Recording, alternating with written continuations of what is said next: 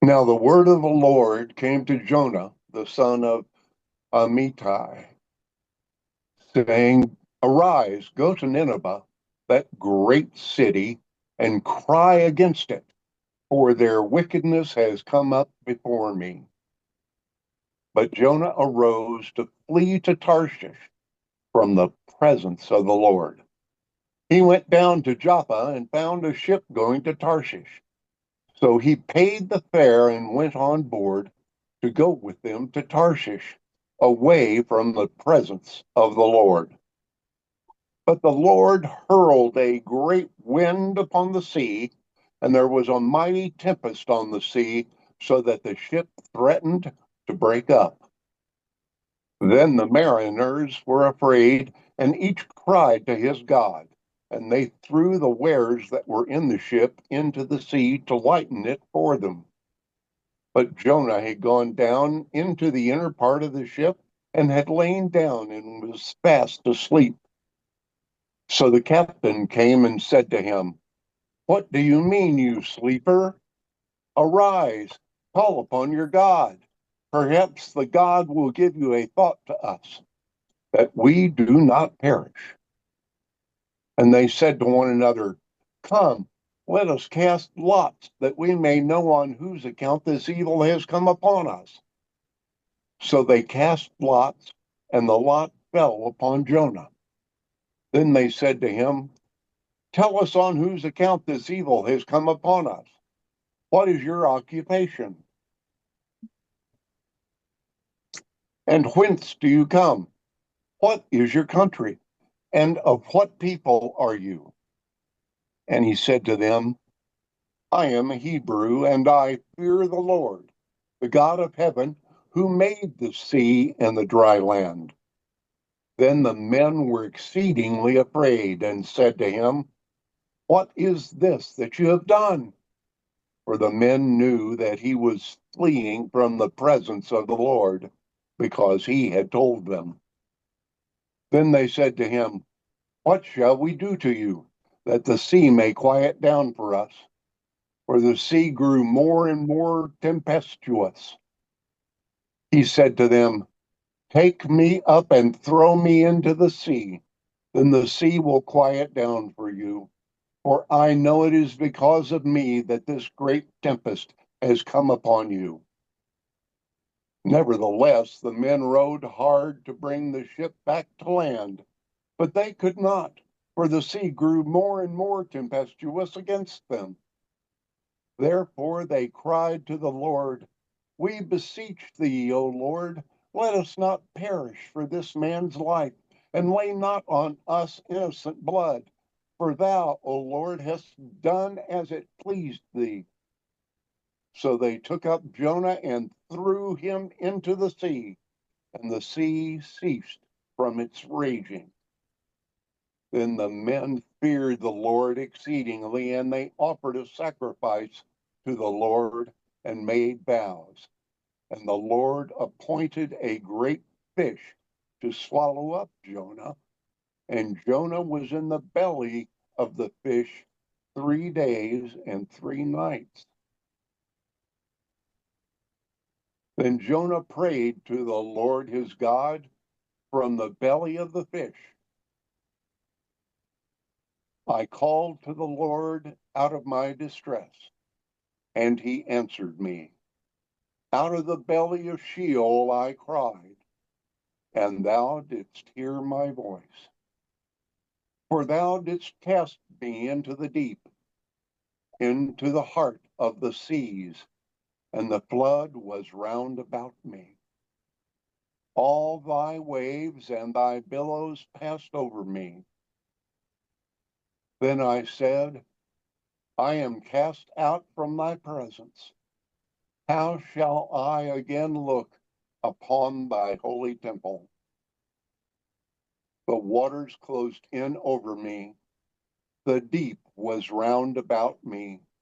Weeds were wrapped about my head at the roots of the mountains. I went down to the land whose bars closed upon me forever. Yet thou didst bring up my life from the pit. O Lord my God, when my soul fainted within me, I remembered the Lord, and my prayer came to thee into thy holy temple. Those who pay regard to vain idols forsake thy true loyalty, but with the voice of thanksgiving will sacrifice to thee. What I have vowed, I will pay. Deliverance belongs to the Lord. And the Lord spoke to the fish, and it vomited out Jonah upon the dry land.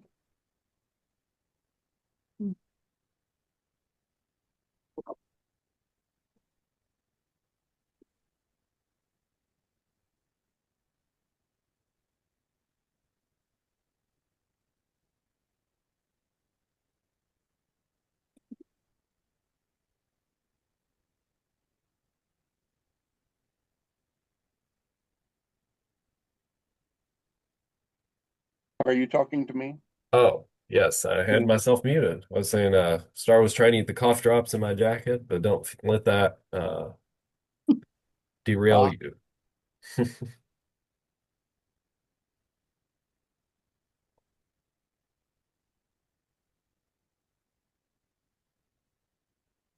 And are you reading the what was same going? RSV? Yes. All right. Let's see. That is Matthew 12. Matthew 12:38 through 42. That's scary. That's what I thought. The sign of Jonah.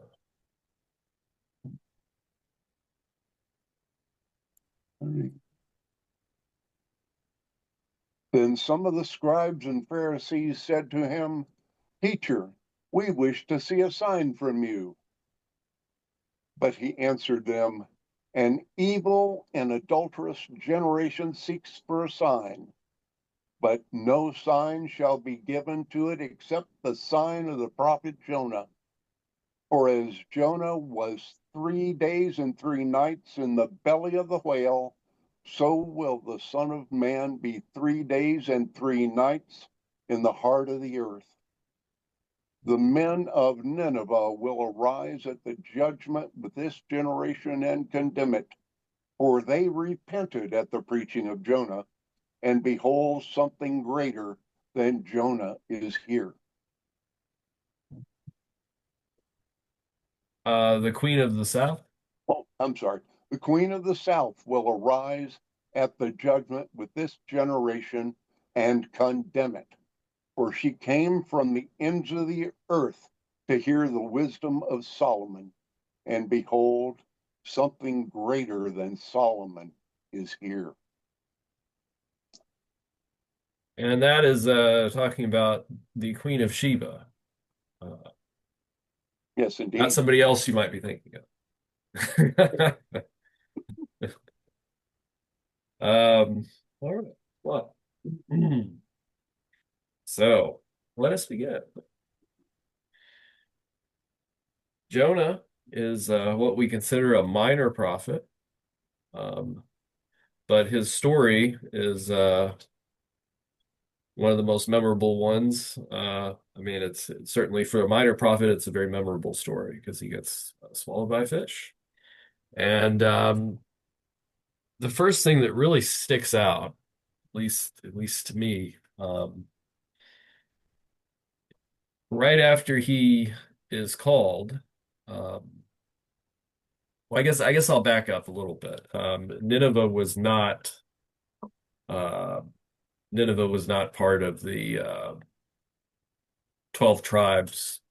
There was not part of their territory. It was Syrian.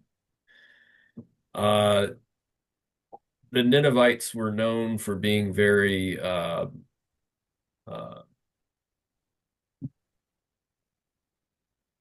well, in battle, very ferocious. I mean, you didn't want to.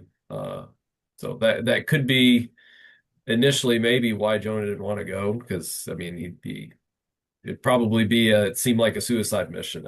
Going to Nineveh, uh, just their reputation preceding them. Um, Later on, though, if we get into at the end of Jonah, which we haven't read today, but it makes me wonder if that, based on what Jonah says, if that wasn't the case, why he didn't want to go. Maybe that was one of the reasons, but it certainly would have been a daunting task to go to Nineveh, a very large city that took a long time, as we'll say, it took a long time to walk through. Had a lot of people fortified, heavily fortified. Was not in your home country. It was and they were known for their hostility. So, it was not an easy call. I'll give Jonah that. It was not an easy mission. But Jonah decides to run away from the Lord, um, which does make you wonder if he was what he was thinking there. If because you can't run away from God, but it's possible that he was um,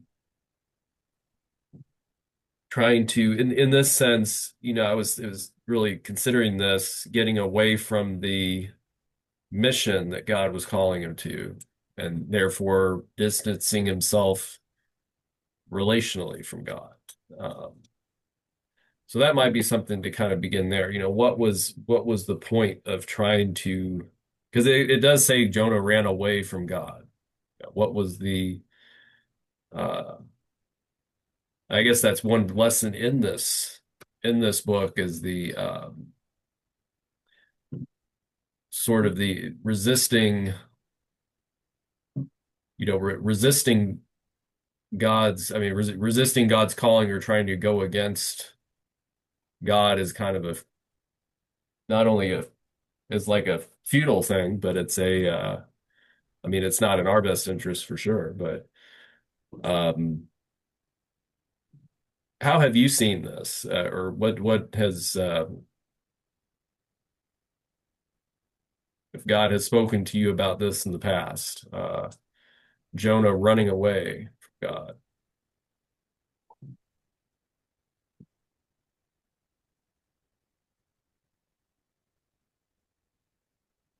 Have Can't you ever run away. tried to run away from God, Bill? Even though it's You not think, possible? well, does anyone else have some sort of comment about that? Well, I've probably done it without really intentionally doing it. I'm sure I've run away from whatever God's wanting me to do without realizing it. I mean, I wouldn't have done it intentionally. And Hmm. as far as Jonah, I mean, he's an outsider. He's going to this country Ah, and they've got this wonderful reputation of being bad people. Why would he? He wouldn't be wanting to go. That would be, who would want to go? That's a tall order. But then again, if God's wanting to do that, then hopefully he would have the faith that God would protect him, just like we should, hopefully, like I would. But who knows? I mean, um, that's a tall ask. yeah. And I do wonder why he, he in doing so, he attempts to, he gets on a ship and goes out to sea, uh, and trying to run away from God. In the Uh, opposite direction, yeah. Well, we right? have to Is also, that not I'm what the sorry. scripture said? Was in the opposite direction or not? I do believe it is in the opposite direction of his calling. Yeah. Right, opposite direction of Yeah. Nineveh. Yeah. We have, and I think it helps to think about how far in the opposite direction. Nineveh was like pretty far east, really east, as far as the known lands, his known lands would have been. And Tarshish is all the way outside the Straits of Gibraltar to the west. So that's like as far west as he could have thought to go. It's as just as far from Nineveh as would have been conceivable to go. Oh, okay. Okay. So he's not just going away, he is going away. Yeah, he's Ah. getting out of Dodge. So Really? he's going clear across the Mediterranean Sea. Yes. Oh. All the way down the Mediterranean. He's going out of the Mediterranean Sea. Ah. Well, this does also help give some context to their the anxiety experienced by the sailors who would have been out in the middle of a large body of water. I mean, the disciples were scared enough in the Sea of Galilee when it was, you know, tempestuous, but Paul, of course, was shipwrecked in the Mediterranean, and so this was quite a voyage then. So that was okay. That makes more sense. But even so, God proves that you can't run away from God, even if you're at the bottom of the sea inside a fish. Um, so we see what Jonah does, and then we see the first of the but or then the Lord statements here in verse 4. But the Lord sent a great wind on the sea, and such a violent storm arose that the ship threatened to break up. Um, so the sailors were afraid. They were crying out to their gods or God, and they were throwing cargo overboard. And yet Jonah was asleep, uh, in a deep sleep, it says. Of course, an image does, asleep for a very different reason, but an image does come to mind of Jesus being asleep in the middle of the storm, and that seems the reason it's mentioned is that seems very, the response to a storm like that is usually you're not sleeping peacefully or deeply. But Jonah, why would Jonah have been peacefully asleep even in the midst of this? Uh, in the midst of the storm? Did he just completely resign to, God's probably going to kill me anyway for trying to not do what he told me to do, or what? I do kind of wonder about that whole, what might have been going through his mind at this point. Because if you're running away from God, if you're not, you would think he would be in a more anxious state, but maybe he's just kind of switched off. Well, I don't know how far that is, how far he got. Maybe he was just exhausted. Hmm. And sometimes you go to sleep so you don't have to think about stuff. Well, actually, yeah, that's true. That's You true. try to take a nap or go to bed early or whatever just Yeah, to escape your thoughts. that's true. Yeah, so that I guess yeah, that is true. That's not it's so it really is another form of escaping. He could have just been not even wanting to think about what was going on. So yeah. Um, and we have this we have this in and we'll see this later on in 3 and 4 in chapters 3 and 4, but the response of the sailors kind of in a way mirrors the response of the Ninevites.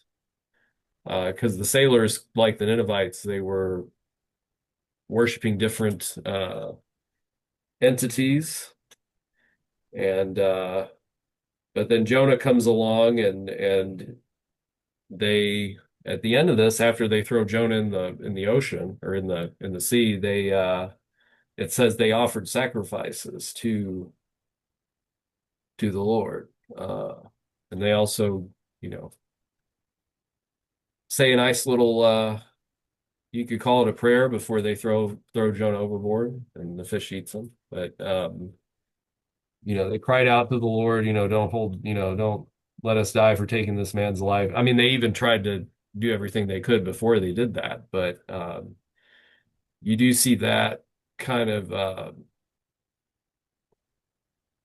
surprise there in that the sailors, like the Ninevites later on, respond in a way that you don't really expect. Mhm. And Praying to Jonah's God, yeah, praying to Yeah, Jonah. right, Yeah, not their own. right. Mhm. Not the pagan gods, but our God. yeah.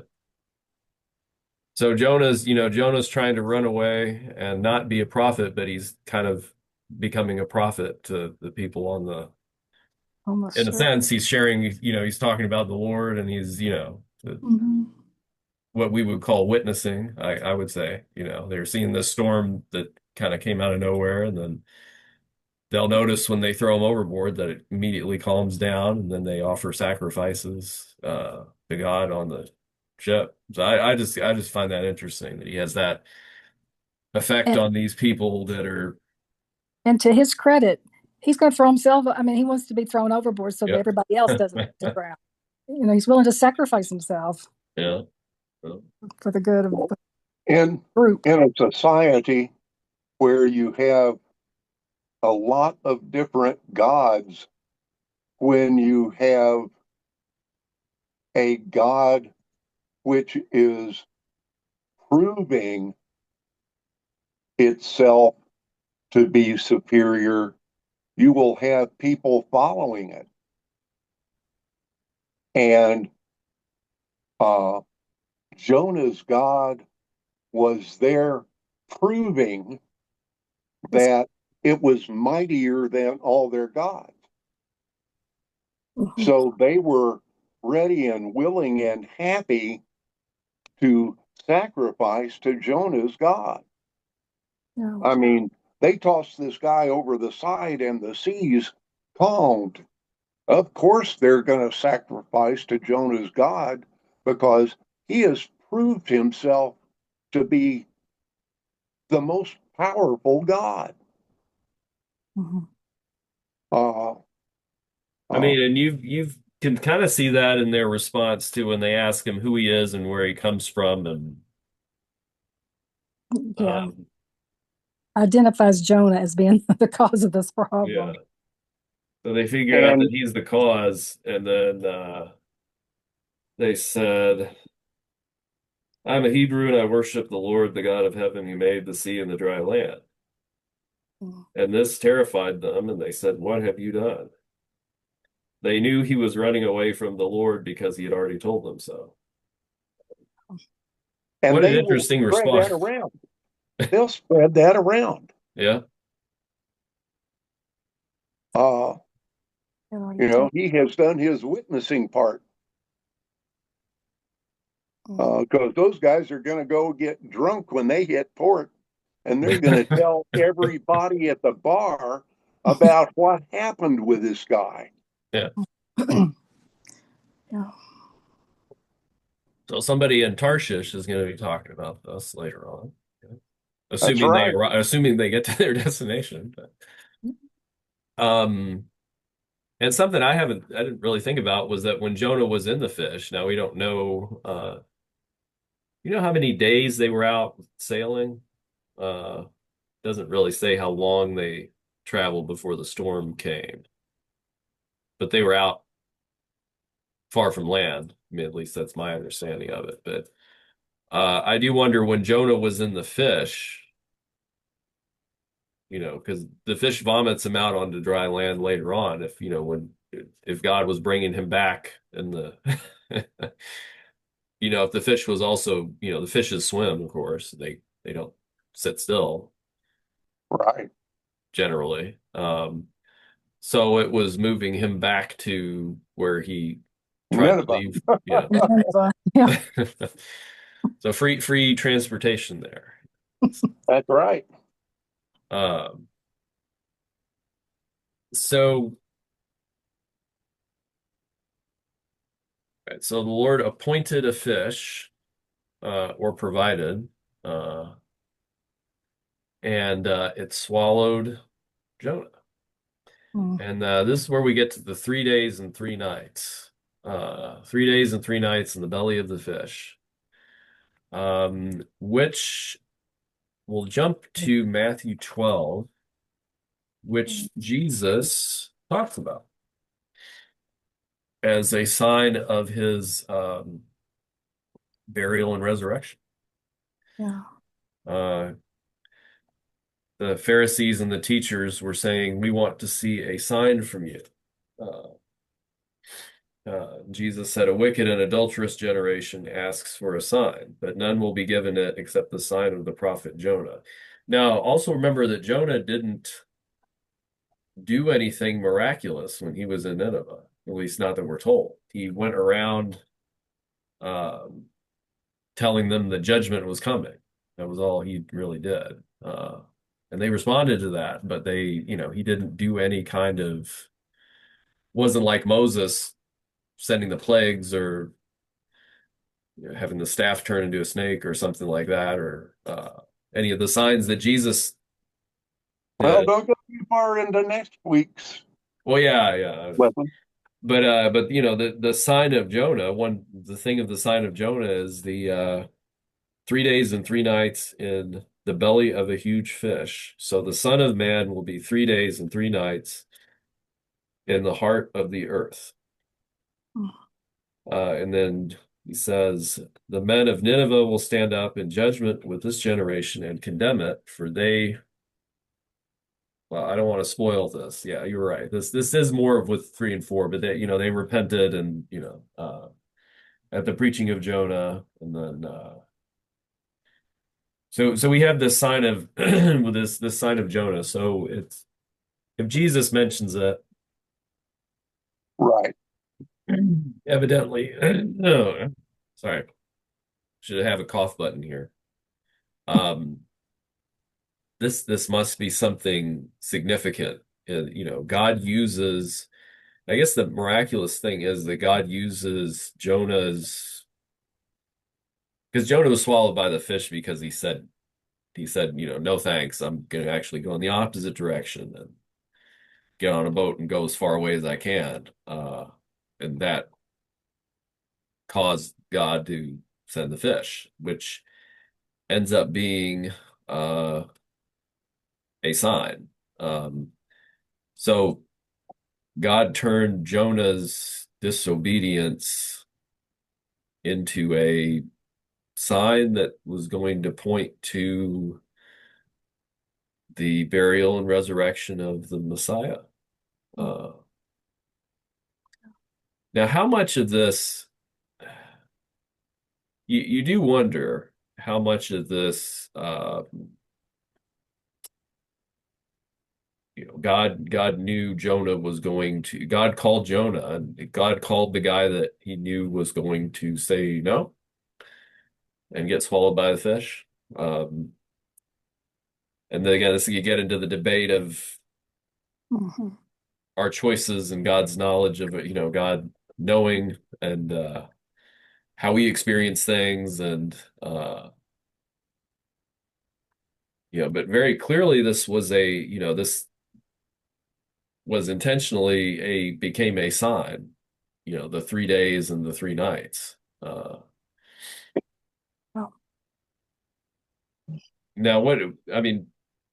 any thoughts on that? Well,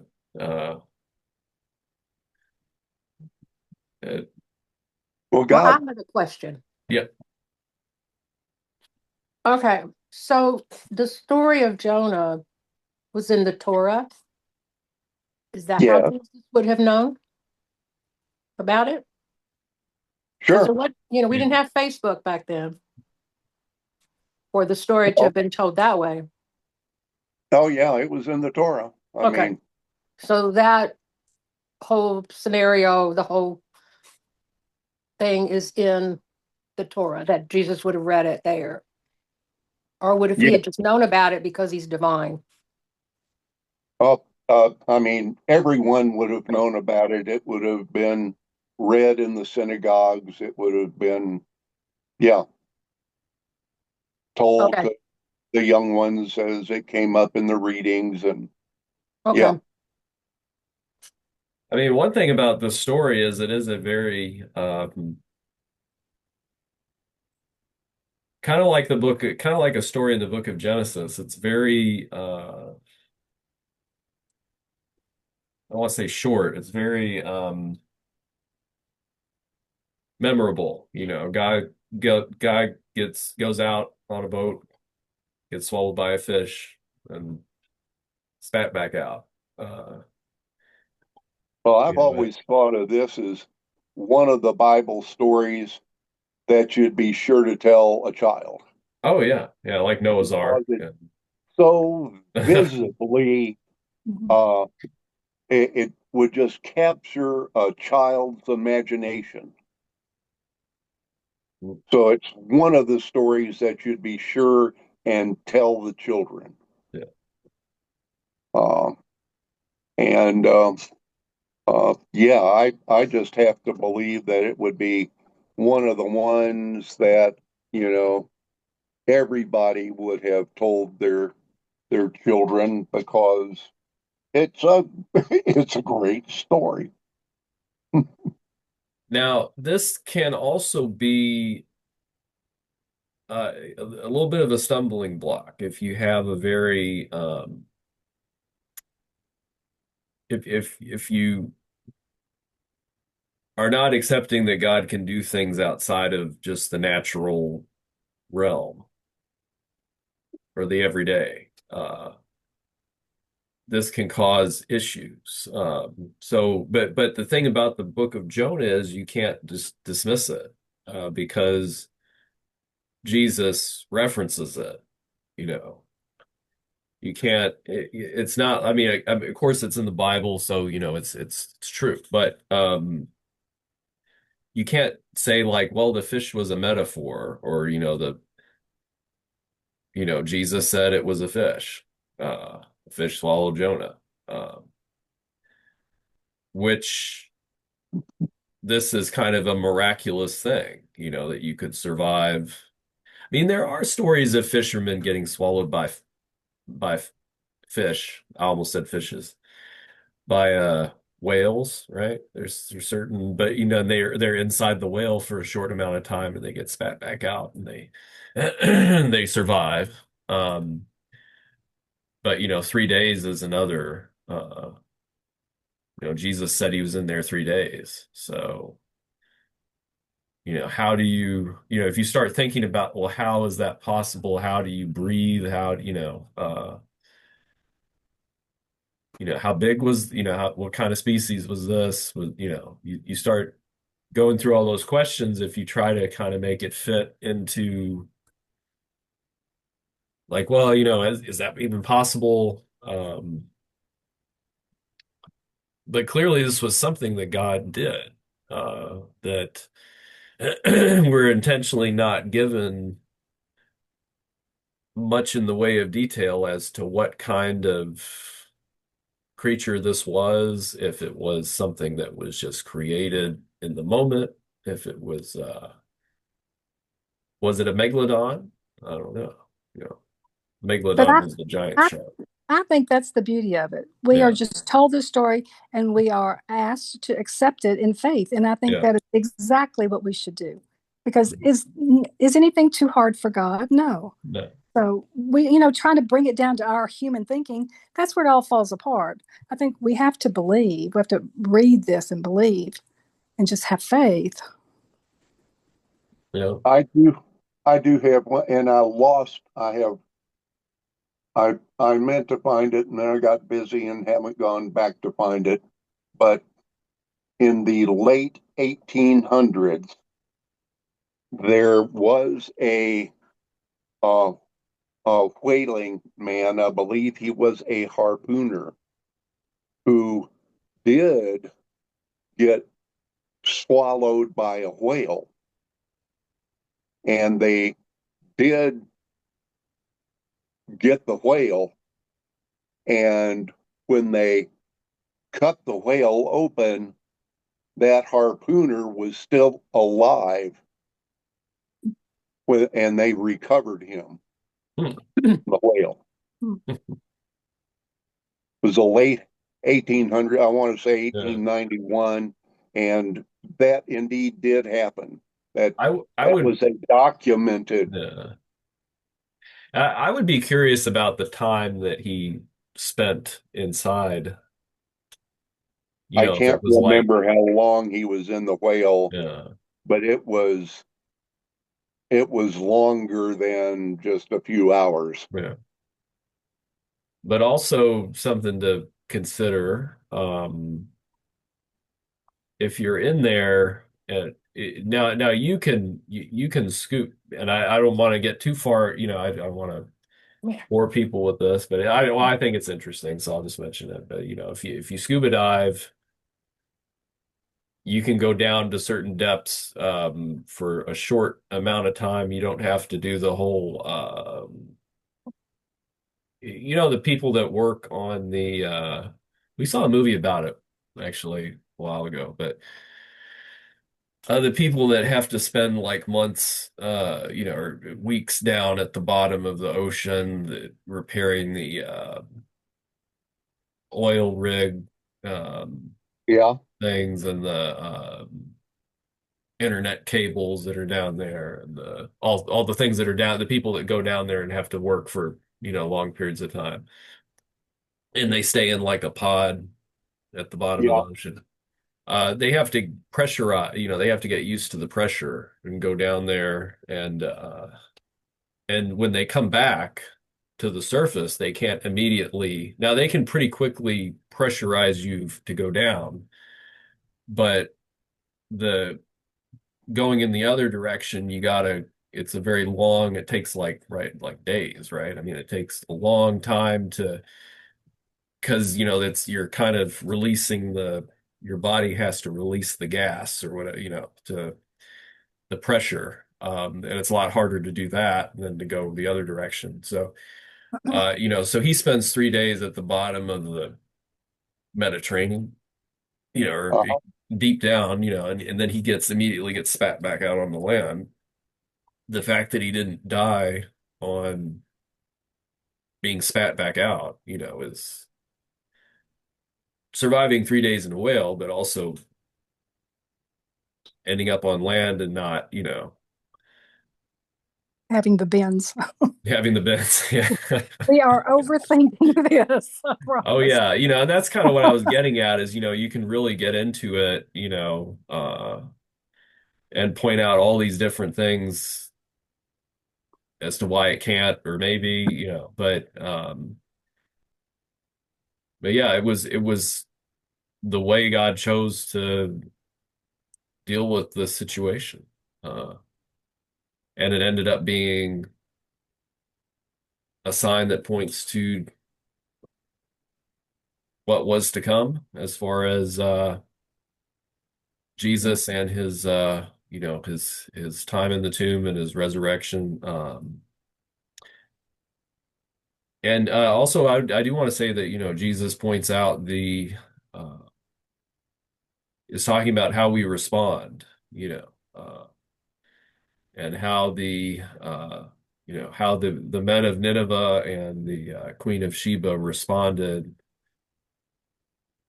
responded to, well, the Queen of Sheba traveled and sought the Lord, traveled a great distance and spent time with Solomon, but the men of Nineveh, and that's something we'll get into later, but the men of Nineveh, not all the people of Nineveh actually, from the king on down, they listened to Jonah, who doesn't really do anything right, doesn't do any kind of great sign or anything other than tell them that the city's gonna be destroyed. Um, and they listened. Like the guys on the boat, listened when he said, I'm here, I'm running from the Lord. And so this is one of the big takeaways from this story is not only God's ability to uh, change, I mean, to do anything, to lead people to repentance, or affect people's uh, hearts in different ways, but also, how do we respond? Jonah responded a certain way to God's calling on him to do this. The guys on the boat responded in a certain way. And then Jonah does cry out to God when he's in the fish. Mhm. Now, how important is that? Um, Very. yeah. Mhm. What's that show us about our nature? When we're in trouble, we Yeah. start we start praying to God. Yeah. Isn't that the truth? When it looks bleak. Yeah. I mean, it's really a nice prayer that he says. It's very Amazing. Mhm. uh it has a lot of it's very descriptive, the seaweed wrapped around my head. I was at the bottom, Mhm. uh it almost reads like a psalm, your waves and breakers swept over me. Almost sounds like something David Would wrote. have written. Mhm. And but you brought me out of the pit. Uh well, I did want to ask this. So Jonah is praying this from inside the fish, as it says. But he's speaking about God bringing him out and as if it had already happened.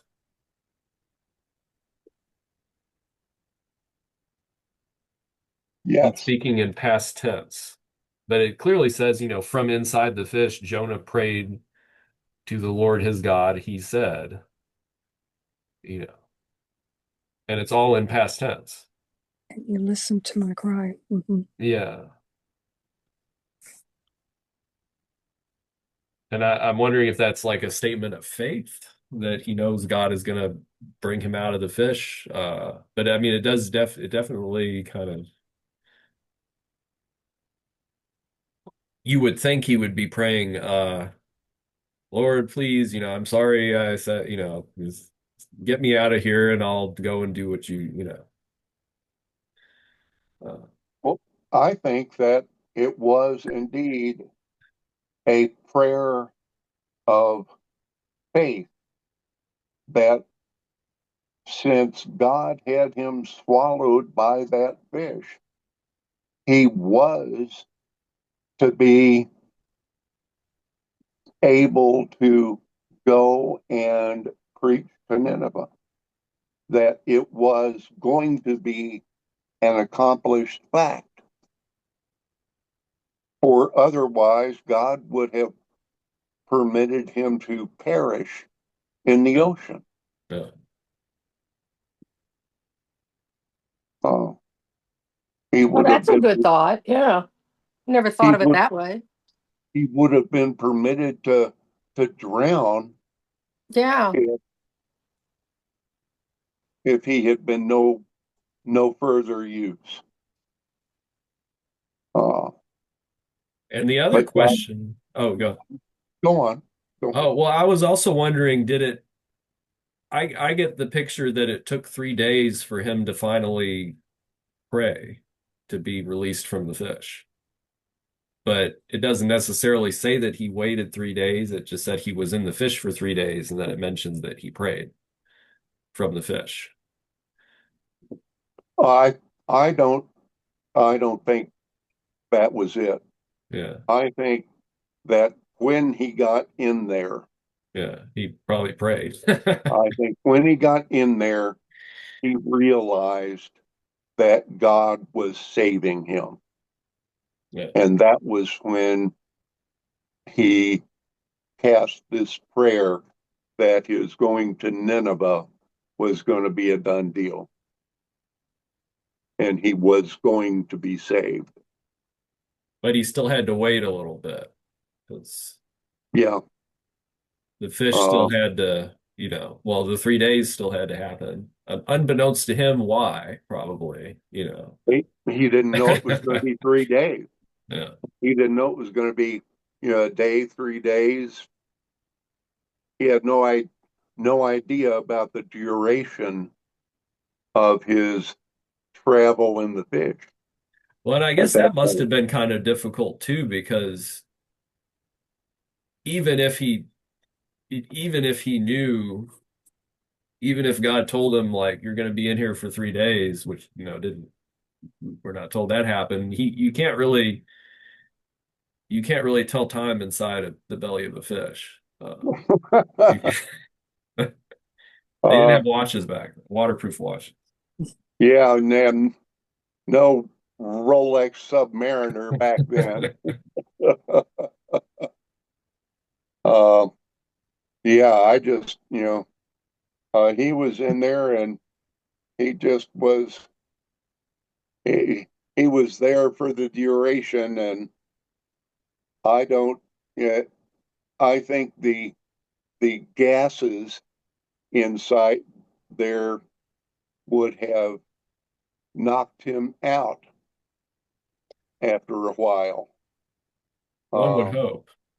I think he got in there and he prayed this, and then he was out like a light until the fish deposited him on the shore. And again, Uh, that's kind of an image of, you get that image of baptism and, going under and, death and resurrection. So there's uh, a lot of symbolism here. And I mean, it is interesting again that God points to, well, really all the Old Testament. I mean, every book has signs that point to Jesus. And it's,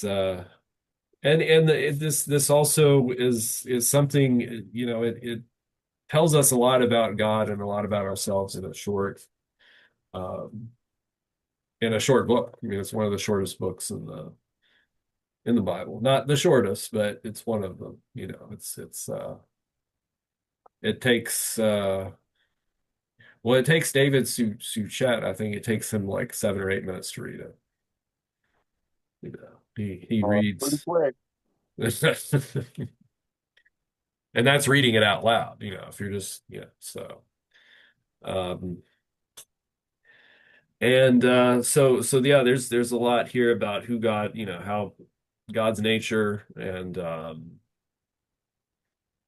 how to respond, and a lot about us and faith and just so much here to talk about.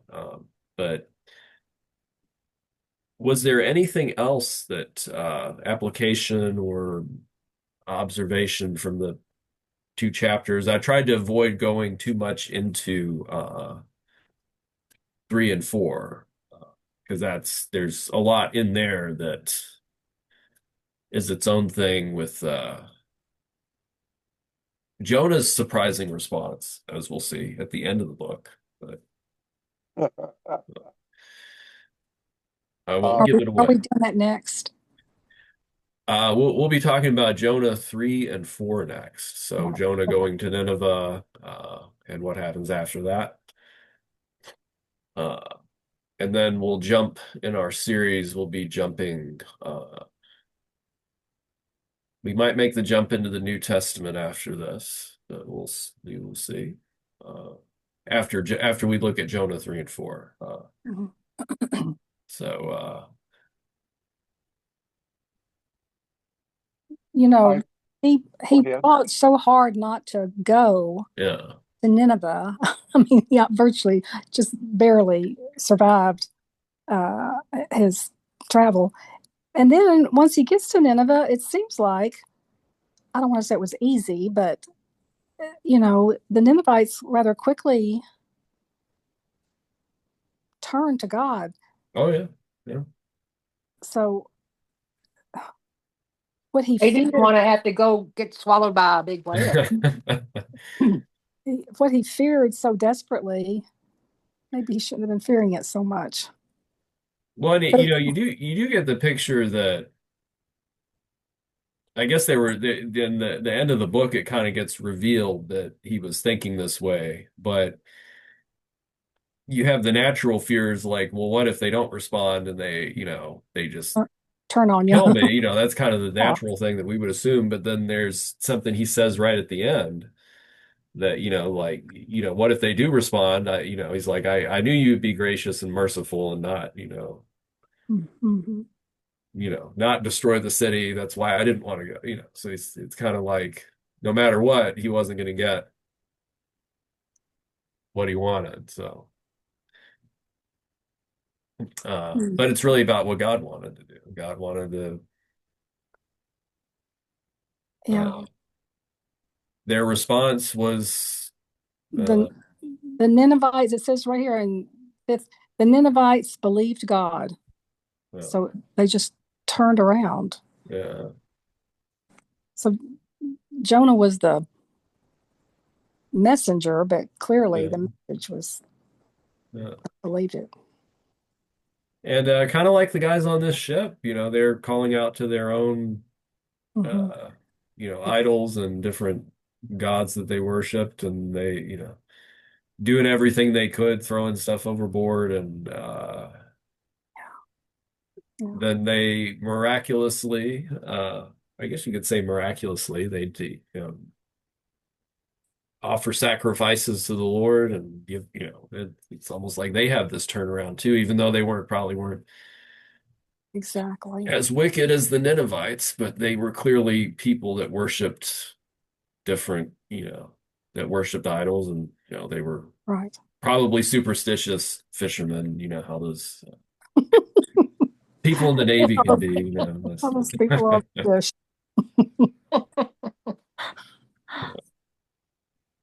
Well, you have to give it to the fishermen who have uh, fish that are, that long. Uh, uh, Well, and so kind of an aside, they didn't know what happened to him after this. I would think they would never know. Like they throw this guy overboard.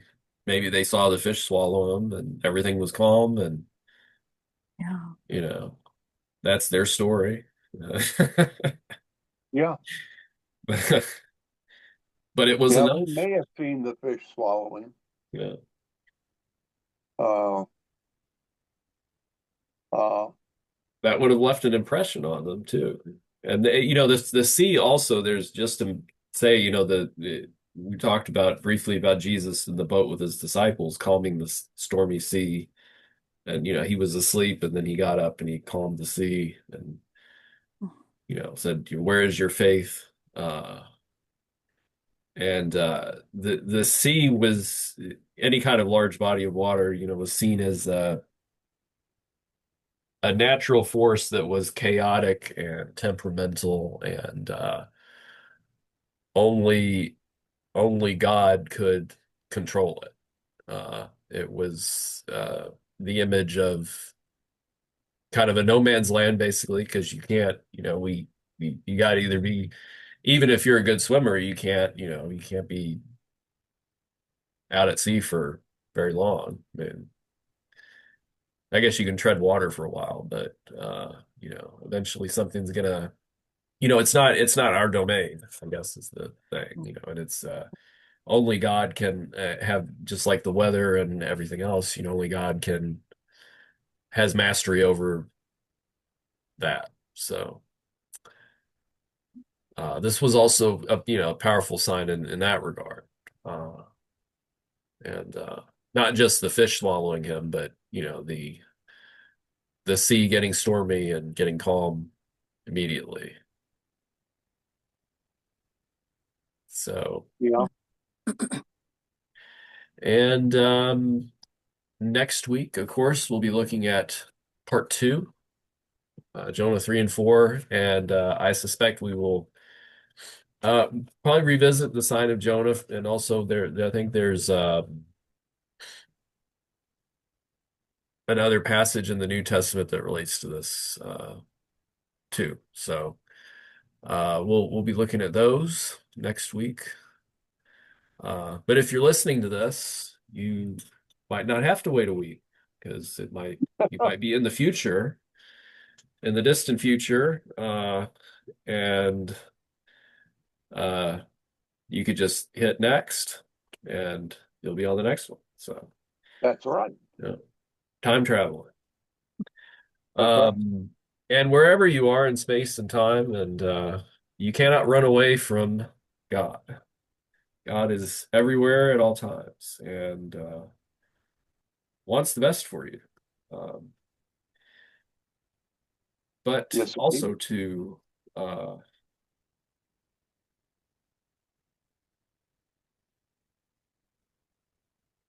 Live long and prosper.